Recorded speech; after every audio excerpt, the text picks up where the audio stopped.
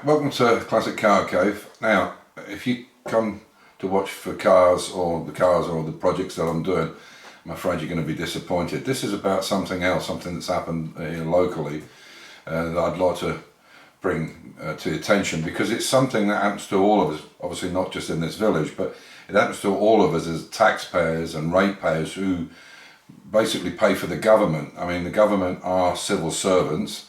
They supposedly work for us, not the other way around, because we pay the bills and they hand it out, which a lot of people forget. A lot of people, I always hear people say, oh, the government's spending this and the government's spending that. Well, the government, it doesn't earn any money, it spends it from the taxpayer.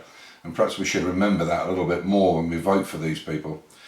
So I'm going to show you a little bit of footage that I've done outside, and then I'll come back and explain something to you, which I think it happens everywhere. I don't think there's probably a country in the world where this kind of thing doesn't happen. And in some countries, obviously, it's even corruption, even when money's. I'm not saying it isn't happening here. I'm pretty sure it is. Backhanders here and there, but it's a kind of, this is the tip of the iceberg, and some of the story is for us is very good, and some of it is typical of government. So I hope you'll watch it, and as I said, once you see the little bit of video from outside, I'll come back in and explain what the situation is. I hope you enjoy the video. So this is our home in Austria, in a place called near Fürstenfeld. It's actually Stadtbergen is where we live. It's a part of Fürstenfeld, which is the main town. And this is our house. There wasn't originally a farmhouse type thing here, what they called like a four-cornered bower house, but we knocked it down and started again because it was in such rough shape. But and there was a barn, small barn, and so now I've put the garage in there that you see normally. So this is where we live. Lovely area, lovely and quiet, which is great. The street down here is it's a dead end, goes for about another sort of kilometre, but it stops and it's a dead end, so we don't get traffic through traffic. We just get the odd tractor and people that live down there. There's 3 or 4 houses. And we've got this really ugly electrical box thing here. Well, it's not an electrical box, it's what is it? It's like a substation or whatever, I'm not sure. And yeah, I'll try and... This is a house next door to us, which is not used. It was a holiday home that you used for 6 weeks a year. It's just a real shame. Yeah, but this ugly pylon thing here, which they're going to get rid of. And I just want to do this little video because I want to show you, we never have anything going on in this street. It's very quiet. That's not street. But as you can see, all hell's broken loose here. And they're ripping up the whole side of the street to put in some new drainage and some new cable. Well, it's mainly electric cable. They are doing a bit of drainage, but it's mostly electric cable. But they're only going down so far. You can see in front of our home there's something on the ground there. And we do have these overhead power lines, which I've never liked, and they're very old-fashioned. And I think it costs the council a lot of money to, well, it costs the taxpayer a lot of money, I should say, to constantly have trees cut around them and so on. And you can imagine all the way up there. That's quite a big job. So they've decided they're going to open all this up.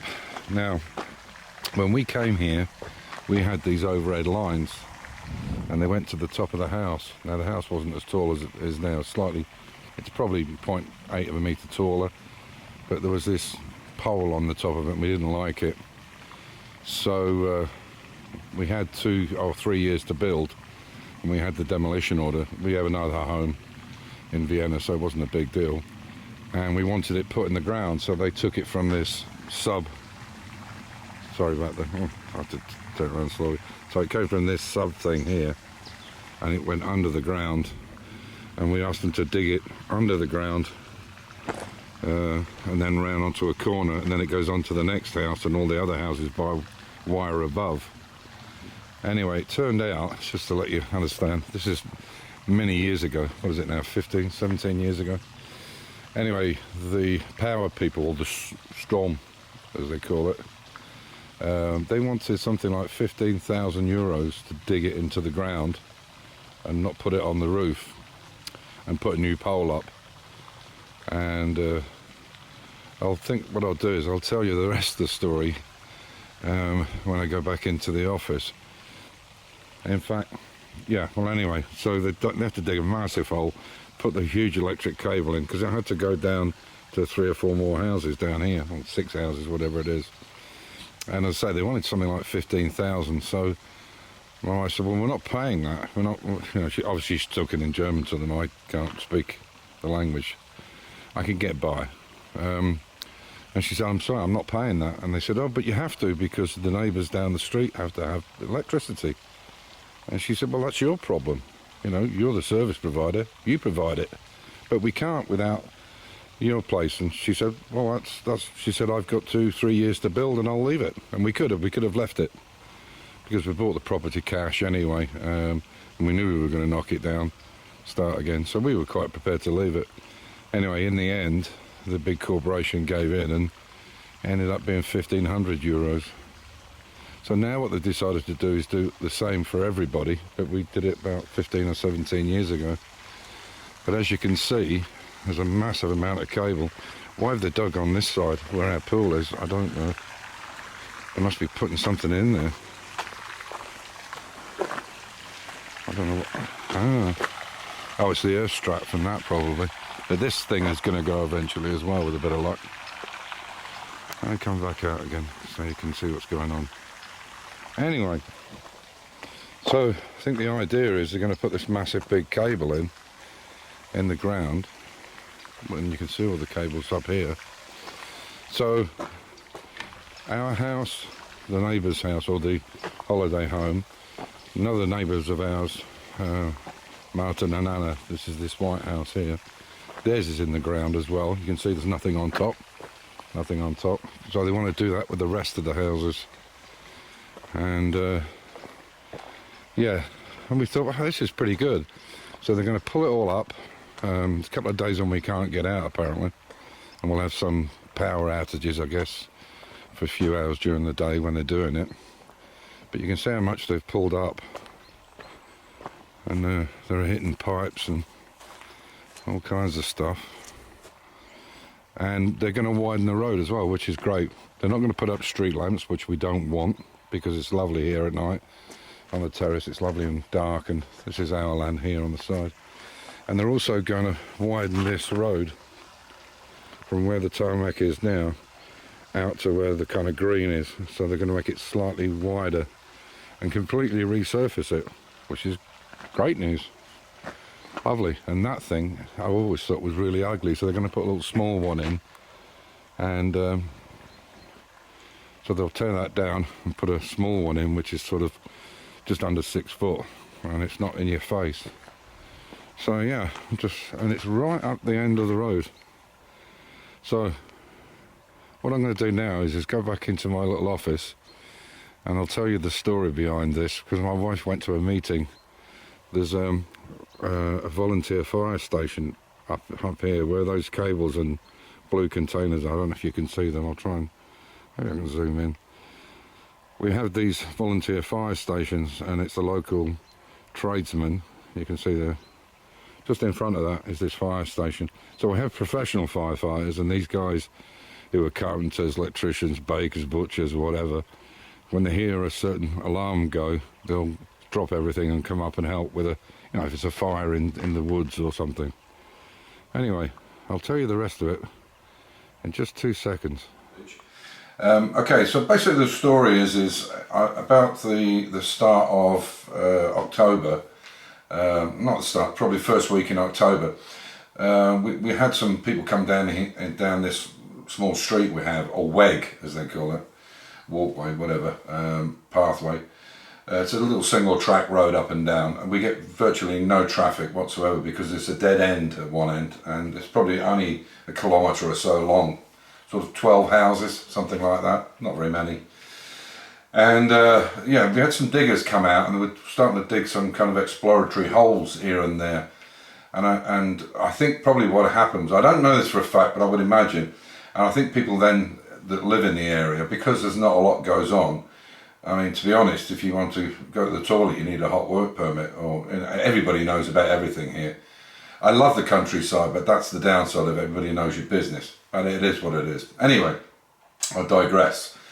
So they started doing these exploratory holes, and obviously they'd had some phone calls to the local council. Now, many years ago, it's probably what, 5, 8, 10 years ago, we used to have local burgermeisters. So we had local mayors. So we had a mayor for Stadtbergen, a mayor for Altenmark, and so on and so forth, all the little villages, and then they had a main mayor or burgermeister in Fürstenfeld. And to be honest, it was a bit messy.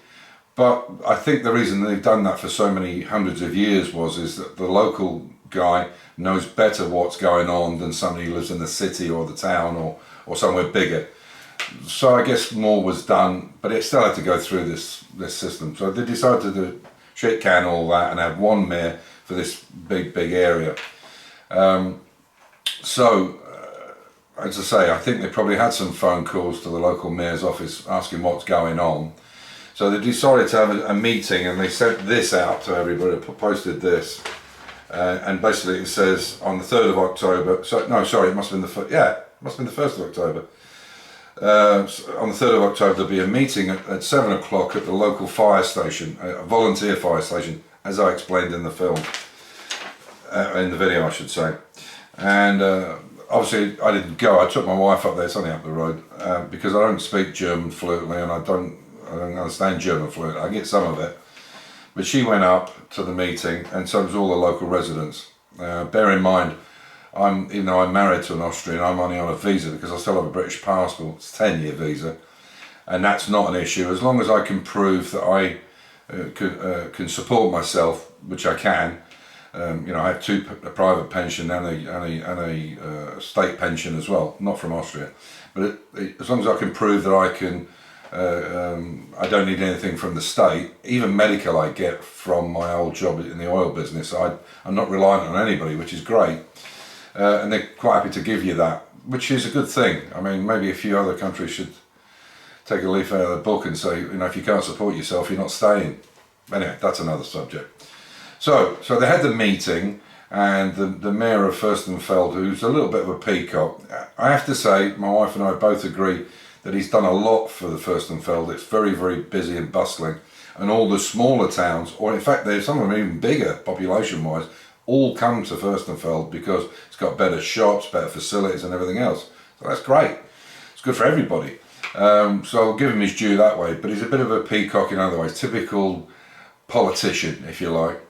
Anyway, they held this meeting because there'd been some questions, what's going on, so they held a meeting, and he stood up and said, what we're going to do is we're going to put complete new drainage and bigger power lines all the way down the road, and we're going to do this and that and all the rest of it. Luckily they're not putting street lights up, because we would have been against that, because we love it here on the terrace when it's dark and just see all the sky. There's no light pollution. It's lovely to see all the stars at night and shooting stars. Great. Anyway, so I keep digressing here. So so he was telling everybody how the local council is going to spend 1.2 million euro on this infrastructure and that infrastructure. Great, excellent. Getting something for your taxpayers' money and for your rates and so on. So when he said this about the council are spending this money, my wife being my wife doesn't suffer fools gladly. And she's very smart businesswoman, but she's very straight to the point, and I like that in people. There's no bullshit. It is what it is. And she stood and she said, "But excuse me," she said to the mayor. She said, "But it isn't your money. It's our money. It comes from the taxpayer. It comes from the ratepayers, and so on. You're saying it as though the government's giving you this money, or you're getting it from a private situation." As it turns out, that's actually the reason that this is going on. We've been living here, I would say, we bought the old farmhouse probably 15, 17 years ago, I can't remember, something like that. And they haven't done anything really. There's been nothing really done. The situation now is that the council, or the ratepayer, taxpayer, whichever you want to look at it, there's a big block of land at the end. It won't affect us whatsoever because it's a kilometre up the road, but there's a huge big block of land. Now what it is what the real reason is, this is a bit of chicken feed to keep everybody quiet and keep them happy. Because when my wife mentioned it's about, oh, it's taxpayers' money, not one of the 25, 30 residents that were there said a damn thing. But they're very much like that in the country. It wouldn't happen in the city, but in the country they kind of, oh, you know, it's a big corporation, or the politicians don't say anything, that kind of bullshit. But anyway, so what it is this is the little bit of feed they're giving out, that we're going to get this and we're going to get that, and aren't we so lucky, and new tarmac, great, whatever. The fact that they're tearing all the tarmac up to put the pipes in, and they have no choice but to put it down. The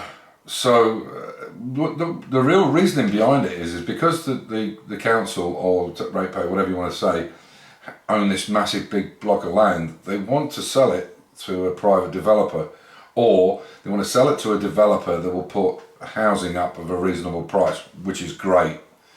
But here in the country they don't actually do, like I know in the UK you call it council houses or state housing. They do have it in the city, but in the country they tend to have these groups, housing association groups, and they look after property, and that's how it's done. Or you rent privately.